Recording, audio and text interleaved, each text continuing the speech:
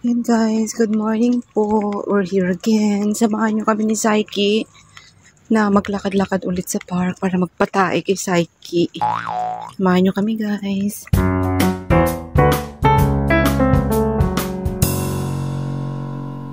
So yan guys, nandito na naman tayo sa park. As you can see, ayan po, yung mga trees, buhay na buhay. Let's go Saiki!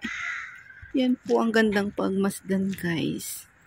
Na dati is kalbo po yung mga kahoy.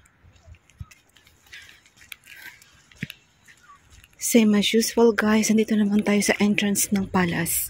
By the way, may entrance din po ata sa kabilang side. So, we are on this side. Kaya ito yung sinasabi kong harapan.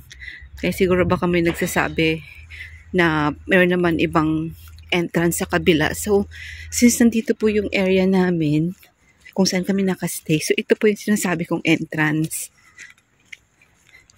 So, ito po yung kabuuan ng palace. Ito po yung sa likod. I think ito po yung sa likod kung nasaan kami ngayon. So, ayan po yung dati, 'di ba? Ayan po yung before. Ito po yung pavilion. Ayan. So, hindi ko naabot guys. Maliit ako eh. So, ayan. So, andito po yung mga informations about dito. So guys, we're here again. Sa isang corner na naman kami ni Saiki. And by the way, nakapagpalabas na siya ng kanyang sama ng loob. But I don't know, baka may second batch. So, hindi na po kayo pumasok ulit dyan. Kasi nagiging hyper si Saiki. So, yan guys. Hanggang dito na lamang po. Sana nagustuhan nyo ang aming simple na video ni Saiki.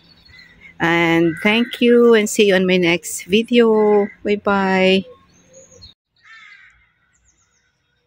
So, ayan guys. While on our way, naantala na naman ang aming pag-uwi kasi may nakita si Saiki na squirrel. So, ayan. Binabantayan po niya yung squirrel na nasa taas.